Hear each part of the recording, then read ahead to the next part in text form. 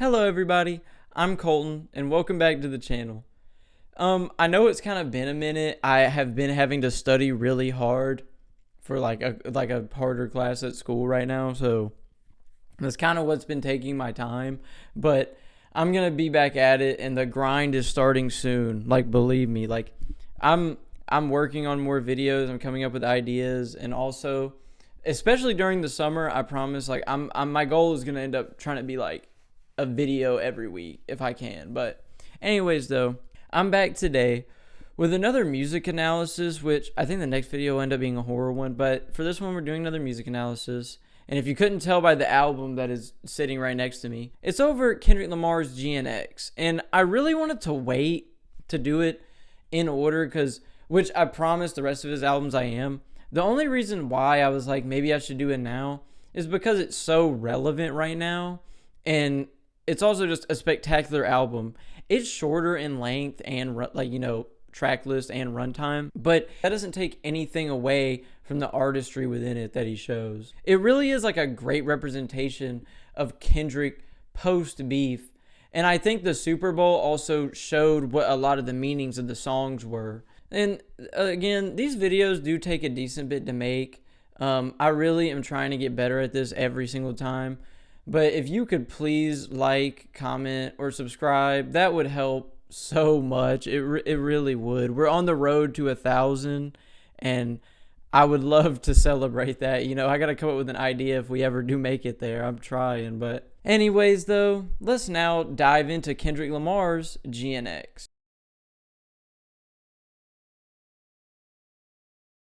So I'm not going to be going over all of it here, the rap beef, but I wanted to provide just a little bit of a background. I'm also not going to be going over Kendrick Lamar's specific background unless it like comes up through us, in a song or such, because I feel like I put that in the Section 80 video, and I think I'm going to end up putting it in the Good Kid, Mad City one. But the rest, I feel like you can kind of get the gist. I don't really want to discuss the Kendrick versus Drake beef. There are so many videos you can watch about it.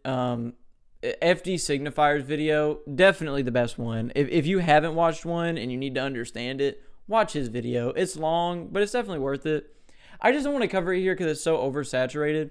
But real quick, I will just hit the main points of how it started, how it ended. So pretty much, you had Drake and Kendrick who have been sneak dissing each other forever. You had Kendrick who's like the actual like culture and stuff, and then you have Drake who's like the pop guy industry dude. Eventually, Drake and J. Cole made First Person Shooter. Kendrick did not like what they said, so then he featured on Like That with Future Metro Boomin and dropped a diss that shook the whole world. And then J. Cole dropped 7 Minute Drill before promptly dropping out of the debate. So then it was between Kendrick and Drake. Drake dropped Push Ups, and then he dropped Tailor Made Freestyle. And then Kendrick dropped Euphoria and then 616 in LA. And Euphoria was like the predictor. 616 in LA was pretty much him just showing how like he knows a lot more about Drake than Drake knows that he knows. And then Drake dropped Family Matters thinking it was his red button. But Kendrick then dropped Meet the Grams 20 minutes after. So that completely shifted the game. Then the next day, he dropped Not Like Us. And this was all like a week span. Whenever he dropped that, it shook the world. And Drake dropped The Heart Part 6, but it just did not work. It just didn't. It's pretty pitiful. So really, the ending track was Not Like Us. And it ended up, shaking the world and everything. And everybody has heard it. He won 5 Grammys for it. It's super popular. And I feel like GNX is the perfect album to have after that. It's such a boisterous, in-your-face album, and it fits perfectly after the whole beef, and especially the Not Like Us kind of beats. There's even more DJ Mustard beats on this album. Pretty much, the media and everyone has decided Kendrick did win. He ended up getting the Super Bowl, and then he got the 5 Grammys as well. But then, in November, like I said, eventually this album came out after, and it was in November on a random day. He just dropped a short snippet video of a song we still haven't gotten yet. And then right after, he dropped the whole album. And I will never forget where I was when it dropped, but I'm going to like bring that up at the end of the video. I just think it's like a funny thing. But now we're going to start actually doing like the music analysis.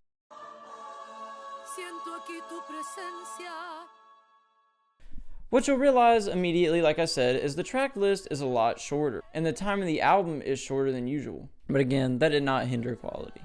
You also hear this Spanish singer at the start of 3 different songs in the album. And Whacked Out Murals is our first song, and we immediately get the first chunk of this poem, where she says, "I feel your presence here, the night of last night, and we begin to cry," which is at the start of the song Whacked Out Murals. The saying, I believe, referencing him in the art of hip hop, but I'll get into it later because I don't want to spoil everything. The song is the album opener, and it perfectly opens the album with what it's gonna be like. Like literally his thesis, his preview statement. It's getting you everything. Okay, he's coming out, he's swinging, he's telling you, sit down. I'm literally gonna be, just going straight into everything I've had to deal with. And the name literally comes from people in Los Angeles ruining his mural and wanting, which could be a sign of like a gang wanting to like take him out. He addresses many people that he formerly liked, like Lil Wayne and Snoop Dogg, doing things that upset him. Like Lil Wayne was upset about the Super Bowl because it was in New Orleans and Kendrick got it instead of him. I thought there was nothing better than that spot and that stage and that platform in my city. But I feel like if we're being honest, as much as I do like Lil Wayne, it's just, he would not work. His breath control, like Kendrick was fighting for every breath for that, and he did a great job, but it was so hard for him to do. I could not imagine Lil Wayne doing that, at least at this stage in his career. But he says the line, and it shows straight up like how he's, kind of annoyed by how Lil Wayne is just so upset at him and doesn't even like congratulate him for it. And then you had this line about Snoop Dogg, which, as he said, it was in fact the edibles. He ended up apologizing for it later, at least. Deleted it, called nephew, left him a message because he ain't pick up. He was working on his message. Nephew, this Uncle Snoop. I got the message. I apologize. But pretty much the whole song is him saying how he can't let the people around him in the industry or just the public in general step all over him and push him down and pretty much amount him to nothing. And he's pretty much saying, you need to do the same, which you'll see that in a lot of the songs here, that he seems to really be like, every Kendrick song always addresses the audience, but he really pushes like, you should get up and do your own thing too, and not just overindulge in everything. But he feels that a lot of people in the industry are against him more than ever due to his, rising popularity and winning the rap battle. And he ends up perfectly saying what this record is going to be like and how blunt he's going to be. But I promise that does not at all detract anything from it. God knows I am. Squabble Up was actually hinted at in the Not Like Us music video that dropped on July 4th. There's a snippet of it at the beginning, and eventually it got its own music video too. The name straight up gives the idea of the song, but also the first lyrics already start pushing this idea of him being reincarnated and like improved upon.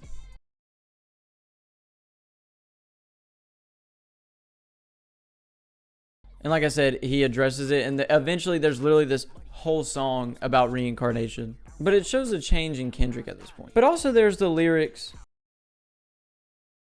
which is, of course, him presenting the fact that he has plenty of money and power, especially after this. He's on top of the world, and it's gyrating like it's going around. But the one thing that he normally says is money, power, and respect. Like he said in Like That, money, power, respect, the last one is better. But the thing with respect is you can lose it like that. Like, it's not something you can just overstock on, which, yes, money and power can also be taken away, but respect is something that is more, hard to get and then maintain. So he ends up leaving it out. The chorus of the song shows how he's indulging in that successful feeling after the beef. There's also this call and response part of the song, which I'll show here. But I feel like it's really the crowd like listening to him. Like, it's showing that the culture, or like the people he's trying to reach out to, are actually listening and responding to what he's saying instead of being, unhearable like he feels sometimes in other albums, which I'll bring up. But it seems like right now he has the ear of all those people, and so they all listen and then respond back to him. I even think the lyrics from the Debbie Deb sample kind of give an idea of this song and thing that he feels like.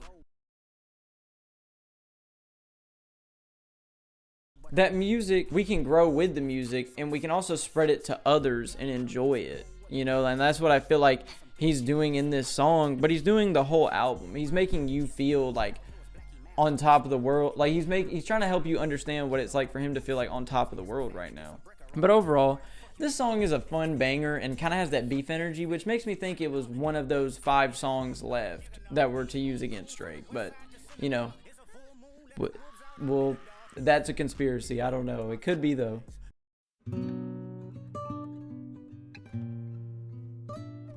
The next song is Luther, which is a tribute to Luther Vandross, and he was a prominent R&B artist that was extremely famous and influential to the art form. It uses the sample from his 1982 cover of If This World Were Mine, which was also a Marvin Gaye song, so I feel like it goes back and back to, it kind of references multiple things. Kendrick having SZA on here was honestly really smart and perfect, especially because she's a West Coast artist who is also a part of TDE's old label. The song is generally about how Kendrick wants to give his love everything and everything she wants in the world, and defend her from the bad parts and make her dreams come true. Also, he references the Tupac poem, The Rose That Grew From Concrete, again expressing the song's themes of positivity, but also showing that Tupac is always someone that's going to influence his art, and he's always going to acknowledge was a huge part of who he's become today. And the end always hits when it says,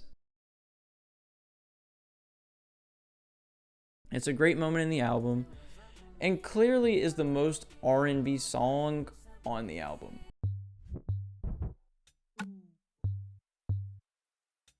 Man at the Garden is a very interesting track, and to me, probably the most mysterious on the album. I feel like it deserves a lot more listens than it gets, though. It has this dark, wavy instrumental that, given this almost heavenly atmosphere, but it's also kind of eerie at the same time. And the song has Kendrick telling God why,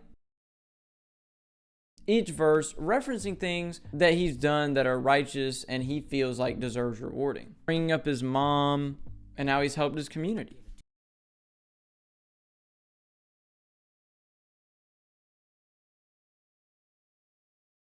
I believe the title to be in reference to the Garden of Eden from the Bible, where Adam and Eve fell from. And it's pretty much Kendrick saying that he deserves a paradise such as that. And that's why I think the atmosphere is that. And then at the end, he says, almost in disgust, or it's obvious that, you don't deserve me, And it perfectly captures his mentality during the album. And the conversation with God comes back really soon. Damn, baby. The next song, Hey Now, is the end of this sort of section of the album and feels more like a literal gloat about the beef, referencing Drake in various lines. And also, each being likes about defeating Drake. Dodie comes in here, which is the first of the many West Coast artists that are smaller that he kind of puts on. And he does a great job, I think. He adds to the braggadocious atmosphere really good. And also the almost otherworldly beat goes super well with this song. But also the part where Kendrick says,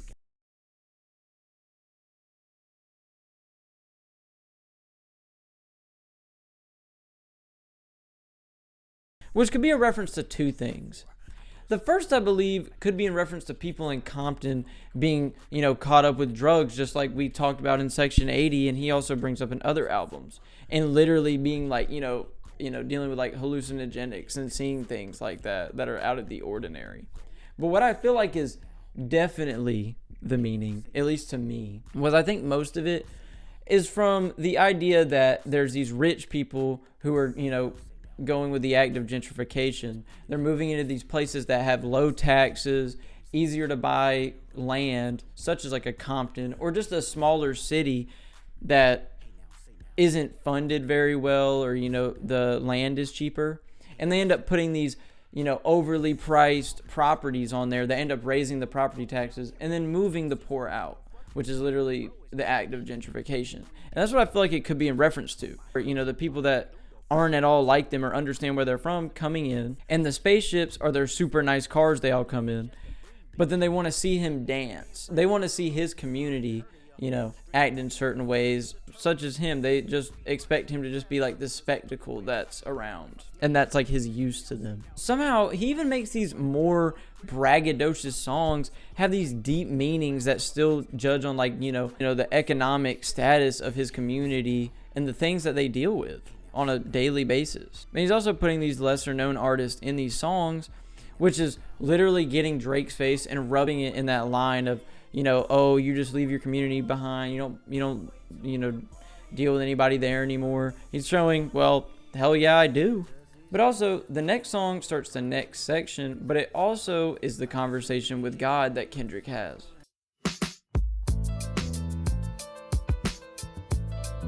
Reincarnated, as I said, is the next part of GNX, having the continuation of the Spanish poem from before. This time it says, "What does your gaze reflect? The night, you and I?" It seems to be talking about Kendrick reflecting on himself and this other person or thing being there with him. Again, I'm holding off on it, but it does represent these next few songs greatly in the rest of this section, as a lot of it does kind of have to do with reflection. Each verse of Reincarnated has a different individual that Kendrick is singing from. The first is a blues artist who is kicked out of the house by his dad and has a guitar and ends up becoming successful, but eventually, as he says, uses his influence for bad things and ends up dying of gluttony, which I feel like he more of means that in terms of like greed and like exploiting his community to an extent and things such as that, or like being a sellout. And eventually he died as being thought of that.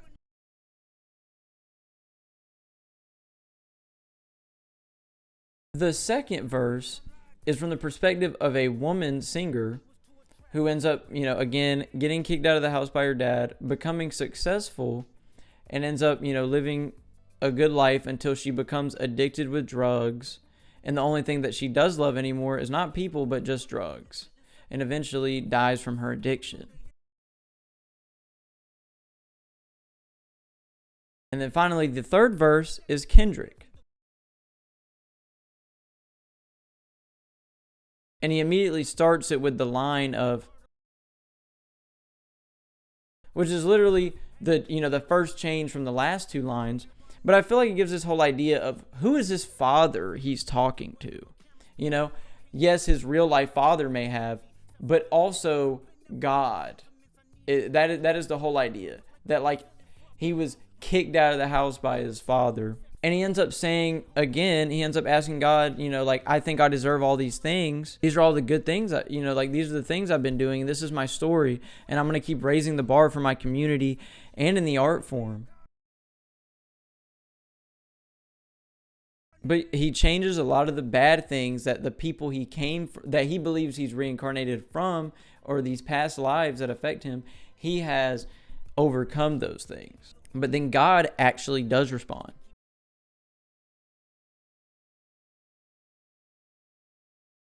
As they go back and forth, eventually God is like, your pride still has to die. That is the thing you're still holding on to. While yes, you've done all these great things, but have you really brought peace? Or was this whole beef just another show of your ego and pride, and therefore you don't deserve these things?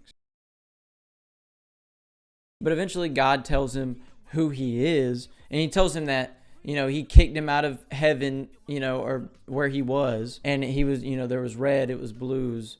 And which I feel that line could be in reference to Kendrick growing up in Compton, dealing with, Bloods and Crips. But I feel like it could also be in reference to him being a past musical artist in heaven, which I feel like is at least a reference that all of these people, including him, are sinful creatures that can always be redeemed, but they initially are sinful creatures. But I feel like what it ends up showing at the end with where it has Kendrick saying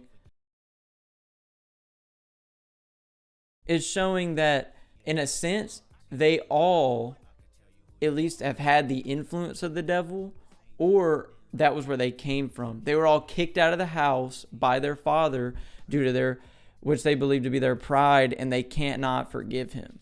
None of them could until Kendrick finally did. So it feels like this whole idea that they were, all these artists he believes he were reincarnated from were reincarnated from this super sinful creature, but eventually he's taking the power back and saying we can all be redeemed and we can all make it to heaven, but it's still going to take even more work. And Kendrick promises to do even more than he has. Obviously, which I'll get into way later on when I actually make this video, he's putting behind the savior complex, but he still believes that he can help his community without just being the sole person to do it. I feel like using the Tupac sample was perfect here, as he's literally reincarnating an old song in a way. And he's doing it with one of the biggest West Coast influences that he has, or the biggest influence he has. It's a really good song. Like, this is like a top 3 track on the album. Super good. If you have not listened to it, you should. I feel like it is so pivotal in understanding the album, and it already shows that sense of reflection that you get in this part.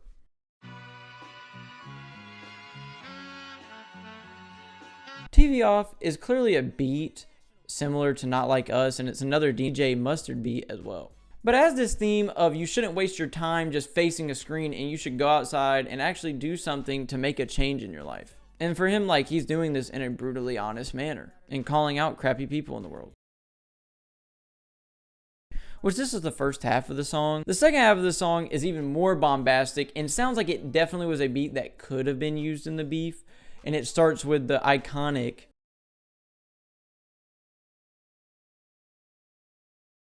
and then goes into how he's the only king of rap. It's really another victory lap type of song, and definitely could have been a beat that would have been used for a Drake diss, like I said.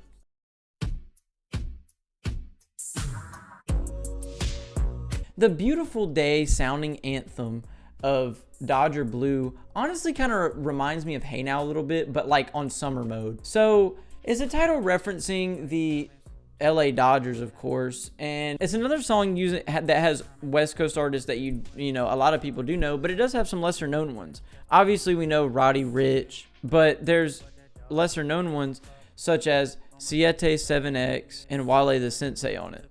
It's pretty much Kendrick judging the people who talk bad about Los Angeles and have never been there, or if they do live there, they don't live in the real parts of it that most people that are actually from the area experience. They talk bad on it, and they don't understand what it's like, so they shouldn't be. It's a whole lot of being prideful of where he's from. And I feel like, again, it's just like Hey Now in a way. These people either move in, and they move in these, rich people areas, and they don't understand what it's actually like, and they judge the surroundings. Or they live on another part of the world, and they just judge it from what they hear like on the news, but they've never actually experienced it. And again, it also is him rubbing Drake's nose in what he said about the West Coast artist stuff.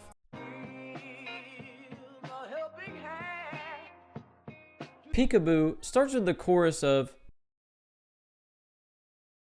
essentially saying how all these rappers are not talking much about much at all in their song. And the whole song is like another boastful anthem. He also has another rapper as Chike on the song, his verse being really similar. It's a song that actually had to grow on me, as day one when I listened to it, I was like, it's alright, but it's not my favorite. But over time, the more I've listened to it and cycled through it, the more I'm like, okay, this is a bop. And especially like singing on the Super Bowl stage, made it even more like, oh my gosh, like it's so good. And now it seems to be a lot like put into the XXXTentacion like a conspiracy that Drake got rid of him, which I don't know, but it adds on to that for sure. But I'm not gonna get into that here. You can find a video about that. Super Bowl made it even more like he might be onto something. But it's pretty much that whole thing is part of it too. Also, I think was in reference to that same line that Kendrick had in Not Like Us, where Kendrick says nailed him up like Tizo. Like, I think it's literally like that, just that kind of thing, referencing, you know, him beating Drake yet again. But it is generally a shorter, braggadocious song that could be in reference to something a lot bigger. The next song is definitely in my top 3 songs of the album, and I would say it's not 3. It's The Heart Part 6.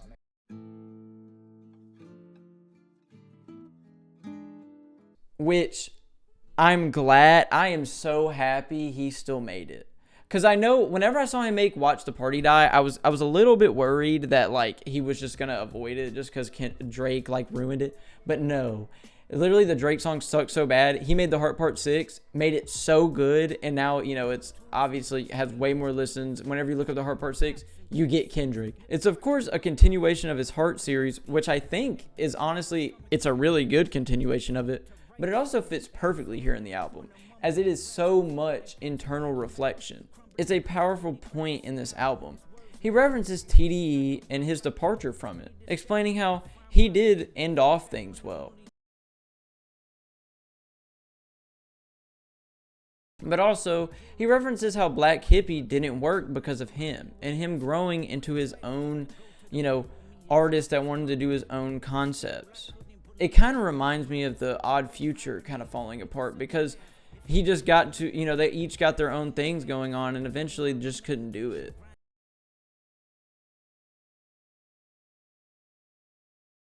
But what he really emphasizes, though, is that even when he left TDE, he ended it off in a good way, and, you know, now has PGLang, and he ended off in a good way and ended off things good with people, and that you should too.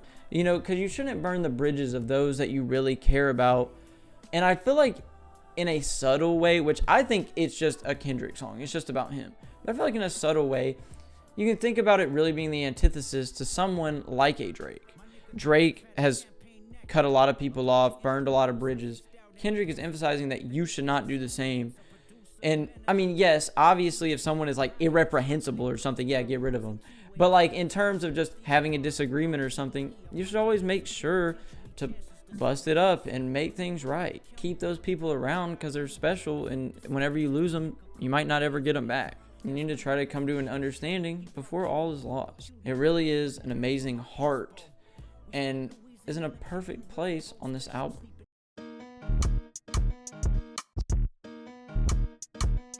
The title track, GNX, is honestly like a really weird, like funny song because the beat is super goofy.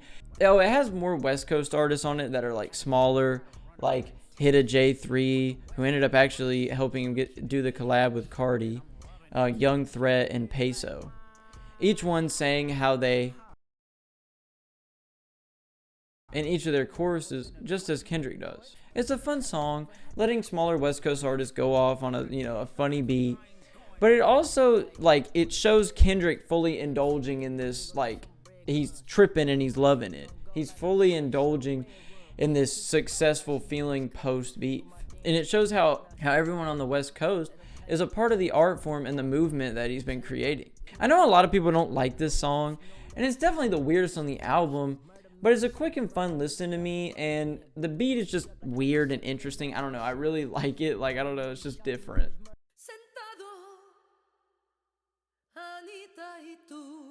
The final track of the album is Gloria. It starts with a continuation of the Spanish poem and is the final third section of the album, and it's just one song. It says, "Sitting, Anita and you," and that being the end of the complete poem. The song then starts immediately, giving us the idea that Kendrick is talking about a girl or Whitney. But there's these subtle signs that throughout he's not. The first verse has him talking about growing up and putting dedication towards this Gloria, which could seem to be during the times of a Section 80 or a Good Kid, Mad City. The chorus has SZA saying,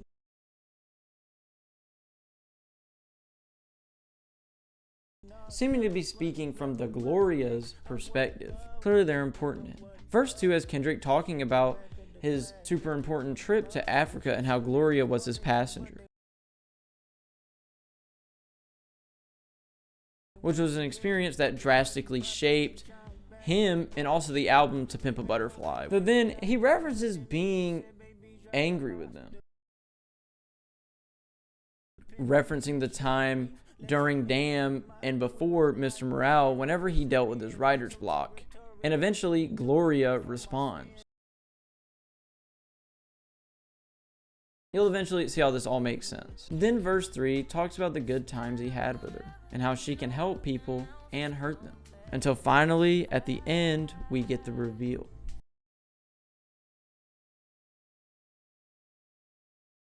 Where we find out at the end of the song, Gloria is actually his pen, or the art of hip hop itself. Now knowing each song's individual meanings, I can tie it all together.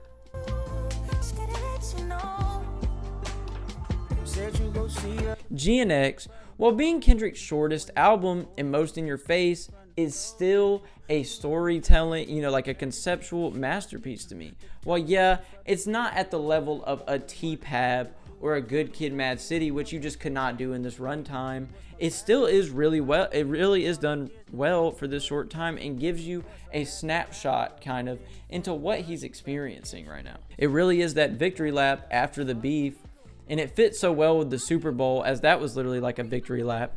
Each song having these different things, such as, Man at the Garden, and I mean like Peekaboo and all those songs. It literally had him in this great American game where he's told he's being too ghetto and things such as that. But he chooses to be himself, which I think is the entire meaning of this album, staying true to yourself. While yes, it's a victory lap, it also is showing that despite your successes, you should still be who you are at the end of the day. It really shows Kendrick's love for the art form. And now I can finally explain all the poem parts together. When you put them all together, you get, I feel your presence here. The night of last night, and we begin to cry. What does your gaze reflect? The night you and I? Sitting, Anita and you. It is Kendrick talking about his pen, or the art form of hip hop, as said before. Gloria and Anita are one and the same. It talks about them being present together at times that he's cried or, had a whole bunch of emotion, but also at times that he experiences reflection, and finally at the time where he is just at peace and finally at rest. It shows Kendrick's progression, especially post-beef. And even each verse talks about experiences going from fully exploding with emotion, as I said, to self-reflection, and finally at peace with himself. And even each verse talks about experiences that he had during and between albums. The first verse referring to growing up in Compton, which is Section 80 in Good Kid, Mad City, and was like him, writing during that time what he was feeling like and what he was experiencing. The second verse talking about that trip to Africa, which was his experience for T-Pab that really shaped that album. The second verse also has the following frustrations that he had during Damn, and then the writer's block before Mr. Morale. And then the third verse, in a way, references Mr. Morale, healing him, and then the end of it, being GNX as well, referencing both of them. The whole album has this gloating about winning, but also the understanding of what it really means, fully committing to continuing helping his community and those around him. Each of Kendrick's albums have a different medium. Section 80 is a book. Good Kid, Mad City is a short film. To Pimp a Butterfly is a poem. Damn is a magazine. Mr. Morale and the Big Steppers is a play. And then finally, GNX is a mixtape. And even though this mixtape sort of album is boisterous, it shows so many styles of Kendrick just like a mixtape, but he also still manages to fit the storytelling and the deep meanings in this shorter runtime so well, which already just shows how great of an artist he really is. I'm not trying to glaze, I'm just saying that is the truth. But it also shows that no matter how successful he gets, or no matter how successful you get either, you should always stay true to yourself and be who you are. Don't let people turn you into this fake facade or shell of your former self. Keep being you. Don't let people change you for the worse. Keep being yourself. It's, to me, a great addition to his catalog and really captures where he's at now. The fact he made an album that normally would not be for me, it's not as super conceptual. It just wouldn't be for me as much. He made the entire thing for even people like me. It fits so well. GNX is really special to me and was actually my first Kendrick album I experienced upon the drop. I had never experienced it when it came out, and I remember I was at work and I remember my friend was like, bro, I'm pretty sure Kendrick dropped. And I was like, no shot. And I ended up being sick after this, but I was like, no shot, no way he dropped. He's like, no, bro, like I saw it on TikTok, and I was like, nah, that's gotta be fake. And then I look it up and I'm like, GNX, what is this? And then literally as soon as I got out of work, I listened to the first half, and then when I got up the next morning and I was sick, I listened to the whole other half, and I loved every minute of it. And it's something I'll never forget experiencing in the moment.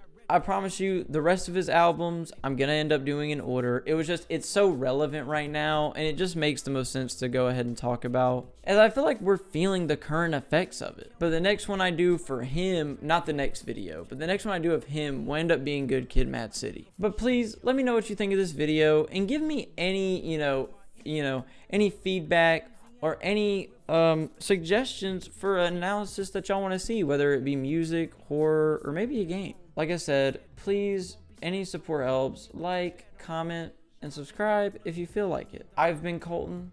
Thank you for watching. And as always, stay safe.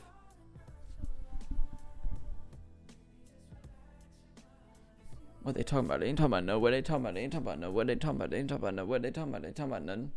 Huh? Ain't talking about nothing. I'm sorry.